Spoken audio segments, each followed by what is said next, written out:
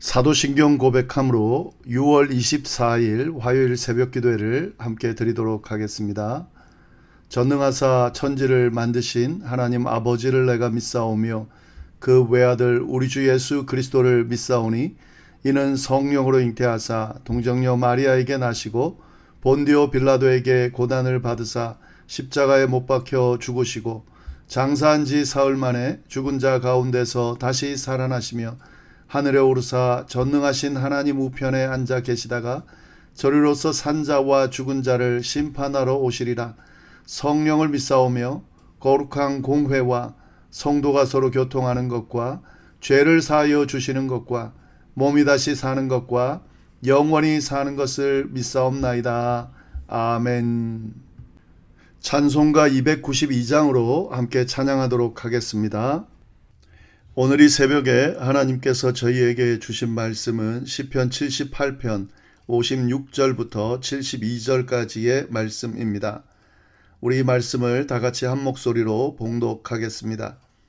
그러나 그들이 지존하신 하나님을 시험하고 반항하여 그의 명령을 지키지 아니하며 그들의 조상들 같이 배반하고 거짓을 행하여 속이는 활같이 빗나가서 자기 산당들로 그의 노여움을 일으키며 그들의 조각한 우상들로 그를 진노하게 하였음에 하나님이 들으시고 분내어 이스라엘을 크게 미워하사 사람 가운데 세우신 장막 곧 실로의 성막을 떠나시고 그가 그의 능력을 포로에게 넘겨주시며 그의 영광을 대적의 손에 붙이시고 그가 그의 소유 때문에 분내사 그의 백성을 칼에 넘기셨으니 그들의 청년은 불에 살라지고 그들의 처녀들은 혼인 노래를 들을 수 없으며 그들의 제사장들은 칼에 엎드러지고 그들의 과부들은 애곡도 하지 못하였도다.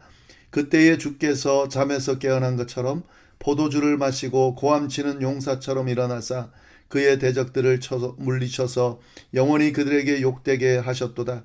또 요셉의 장막을 버리시며 에브라임 지파를 택하지 아니하시고 오직 유다 지파와 그가 사랑하시는 시온산을 택하시며 그의 성소를 산의 높음같이 영원히 두신 땅같이 지으셨도다.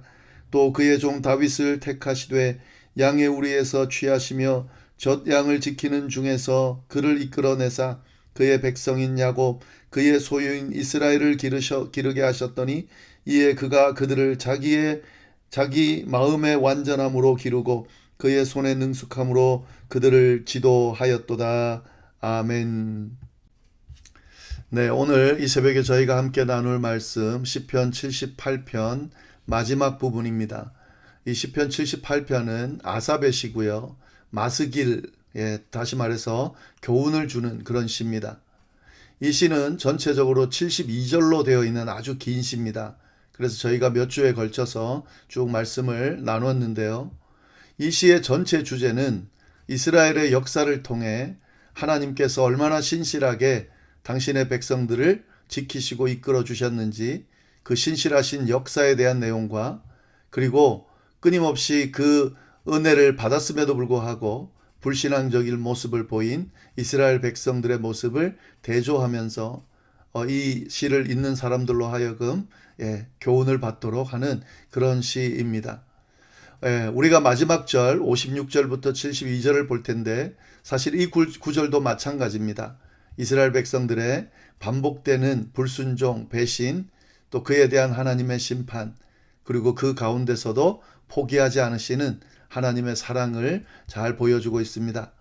네, 말씀을 좀 보면은요, 56절부터 58절까지의 말씀을 쭉 보시면은, 그러나 그들은 지존하신 하나님을 시험하고 반항하여 그의 명령을 지키지 아니하며 그들의 조상들 같이 배반하고 거짓을 행하여 속이는 활같이 빗나가서 자기 산당들로 그 노여움을 일으키며 그들의 조각한 우상들로 그를 진노하게 하였음에 이스라엘 백성들이 하나님께 불순종하고 시험하고 거역하는 모습을 보였다 하는 거죠. 이 앞에 나오는 내용들은 이스라엘 백성들 그 출애굽하던 그때 그리고 그 광야 시대에 있을 때에 하나님께서 어떻게 은혜를 베푸셨으며 또 그 은혜 가운데 그들이 얼마나 하나님을 믿지 못하고 계속 시험하고 불평하고 하는 모습들이 있었으며 그런 내용들을 쭉 이야기를 했는데 지금 이 내용은 뭐냐면 이스라엘 백성들이 가나안 땅에 들어갔습니다. 그런데 그 가나안 땅에 들어가서 하나님께서 주신 약속의 땅, 젖과 꿀이 흐르는 땅에 살게 되었음에도 불구하고 그 조상들하고 똑같이 하나님을 시험하고 하나님을 배반하고 하나님께 불순종하는 모습을 보였다 하는 거죠. 예, 여기서 더 나아가서는 하나님을 시험하고 반항하고 명령도 지키지 않고 그리고 조상들 같이 거짓을 행하면서 속이는 활같이 빗나가는 행동들을 했다 하는 거고요. 그리고 여기서 특징적인 건 뭐냐면 자기 산당들로 그의 노여움을 일으켰다. 그러니까 우상을 숭배함으로 하나님의 노여움을 사게 만들었다 하는 거죠. 이 가나안 땅에 들어갔을 때의 하나님 앞에 보인 이스라엘 백성들의 어떤 죄악은 뭐냐면 그 가나안 땅에 있는 그런 우상들, 이 문화들을 접하게 되면서 하나님이 아닌 우상들을 섬기고 우상들을 따름으로 하나님에 대해서 불순종하고 또 심판하고 하나님을 믿지 않는, 그래서 하나님의 진노를 사는 그런 결과를 낳게 됐다는 이야기를 쭉 하고 있습니다. 네, 이게 이제 참 안타까운 거죠. 은혜를 받았습니다. 뭐 이스라엘 백성들 그 선조들이 광야 생활을 지날 때는 뭐 그래도 안 되지만 또 불평할 수 있죠. 왜냐하면 너무너무 힘드니까. 그리고 뭐 하나님의 약속을 붙들고 가고는 있지만 이게 언제 끝날지, 광야 생활이 언제 끝날지 이런 것들이 좀 막연하기 때문에 하나님에 대해서 불평하고 원망하는 모습이 혹 나올 수 있습니다. 뭐 그래도 안 되지만 그런데 지금 이 이야기를 듣는 이스라엘 백성들은 그 조상들하고는 다르죠. 가나안 땅에 이미 정착했습니다. 들어갔어요. 그러니까 하나님의 은혜를 이미 받았습니다. 그런데 하나님의 은혜를 받았음에도 불구하고 여전히 교만한 마음으로 하나님을 시험하는 모습으로 그렇게 하나님께 불순종하는 모습을 보여주고 있다라고 하는 것을 지금 지적하고 있는 거죠. 이 시편이 쓰여질 때는 이미 정착하고 가나안에서 쭉 살던 때이기 때문에 이 시편을 통해서 지금 무엇이 잘못되고 있는지 그 조상들의 잘못을 언급하면서 그 조상들의 잘못을 동일하게 또 그대로 지금 그런 잘못들을 범하고 있다는 것을 쭉 이야기를 하고 있는 겁니다. 그래서 하나님이 어떻게 하셨습니까? 59절부터 67절까지를 쭉 보면은요. 59절에 하나님이 들으시고 분내어 이스라엘을 크게 미워했다 이렇게 시작하죠. 그리고 쭉 67절까지 보면 요셉의 장막을 버리시며 에브라임 지파를 택하지 아니하셨다 이렇게 되어 있습니다. 그러니까 하나님께서 이 이스라엘 백성들에게 하는 행동, 특히 우상 숭배를 하나님 용납하지 못하거든요. 그래서 이 부분에 대해서 하나님께서 심판하셨다 하는 거죠. 하나님의 인내는, 하나님의 사랑은 끝도 없는 사랑이지만 하나님은 공의의 하나님이기 때문에 그 용납하고 또 품어주고 하는 것들이 끝날 때가 있습니다. 그래서 지금 이 이스라엘 백성들이 보여주는 모습들이 하나님의 인내의 한계를 드러내도록 그렇게 지금 했다는 거죠. 계속해서 배신하고 하나님을 떠나고 하는 그 모습을 하나님께서 잘못하고 있는데도 용납하실 수는 없는 거죠. 그래서 지금 이 내용 안에 보면은요, 하나님께서 어떤 그런 저기를 하셨냐면 하나님이 떠나보내십니다. 그게 뭐냐면 성막을 버렸다는, 언약궤를 블레셋에게 빼앗겼다 하는 거죠. 여기 실로의 성막을 버리고 언약궤를 블레셋에게 빼앗겼다는 그 사건이 있죠. 근데 이건 뭐냐면 이 성막이라는 건 뭡니까? 또 언약궤라는 건 뭡니까? 언약궤는 하나님이 거기 임재하겠다. 그리고 하나님께서 너희 하나님이 되고 이 이스라엘 백성들이 하나님의 백성이라고 하는 일종의 증표입니다. 하나님의 임재의 표식입니다. 그리고 그 언약궤를 모시고 있는 성막이 하나님의 임재하는 공간으로 보는 거예요. 근데 하나님이 이 이스라엘 백성들의 이 완악함, 우상 숭배하는 죄악됨으로 인해서 하나님께서 그들을 심판하시면서 그 언약궤를 또 그 성막을 떠났다는 거죠. 더 이상 하나님을 의지하고 하나님을 통해서 승리할 수 없게 만들어줬다 하는 거죠. 그리고 이 뒤에 쭉 에브라임 지파를 거부했다라고 하는 것은 북이스라엘 전체에 대한 하나님의 심판이 임했다라고 하는 겁니다. 그러니까 이 이스라엘 백성들의 계속 반복되는 그 죄악을 하나님이 용납을 하시지만 결국에는 그 죄악에 대한 반드시 대가는 치르게 된다. 심판은 반드시 있다라고 하는 것을, 그것이 바로 공의의 하나님의 성품이라는 것을 분명히 드러내주고 있는 거죠.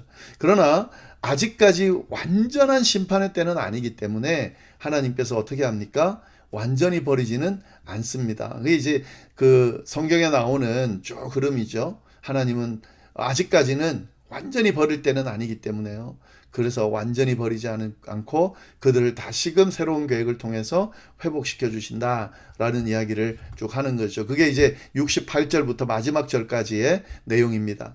68절부터 70절까지를 쭉 보시면 그의 오직 유다 지파와 그의 사랑하시는 시온산을 택하시며 그의 성소를 산의 높음같이 영원히 두신 땅같이 지으셨도다.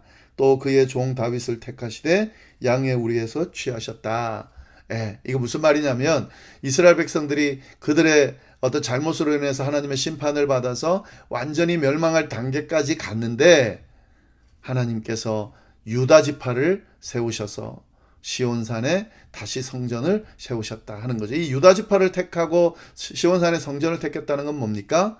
다윗을 택했다는 거죠. 이스라엘 백성들을 회복시키는 그런 왕으로서 다윗을 선택하셔서 다윗을 통해서 성전이 회복되도록 하셨다 하는 거죠. 그러면서 이제 다윗이 선택받은 곳이 어딘지를 쭉 이야기를 하는 거예요. 양의 우리에서 택했다 하는 거죠. 화려한 궁전이나 그런 것이 아닌 들판에서 양을 치는 목자인 다윗을 부르셔서 그를 통해서 회복의 역사를 행하셨다 하는 거죠. 이건 결국엔 뭡니까? 하나님이 주도하셨다는 의미가 되는 거예요.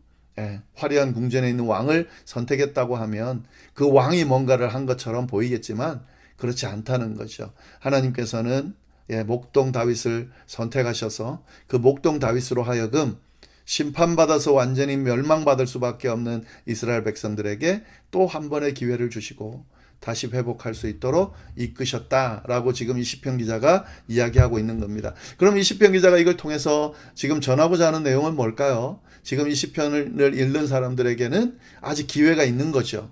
그래서 이스라엘 백성들의 그 조상들이 행했던 그 잘못을 빨리 돌이키고 하나님께서 그럼에도 불구하고 회복시켜 주셨던 은혜를 생각하면서 또 가나안 땅에 들어간 이스라엘 자손들이 또 저들의 범죄로 인해서 완전히 멸망받을 수밖에 없는 존재들이 됐는데 하나님께서 다윗을 세우셔서 회복시켜 주신 것처럼 지금 하나님을 믿는 백성들, 이 시편을 읽는 백성들도 자신의 모습을 돌아보고 하나님을 온전히 신뢰하고 따를 수 있어야 되고 혹시라도 잘못된 길을 불순종하는 길로 가고 있다면 하나님의 심판을 받을 거라는 걸 두려워하면서 회개하고 돌이킬 수 있어야 된다는 그런 메시지를 쭉 주고 있는 겁니다. 71절 젖 양을 지키는 중에서 그를 이끌어내사 그의 백성 야곱 그의 소인 이스라엘을 기르게 하셨다.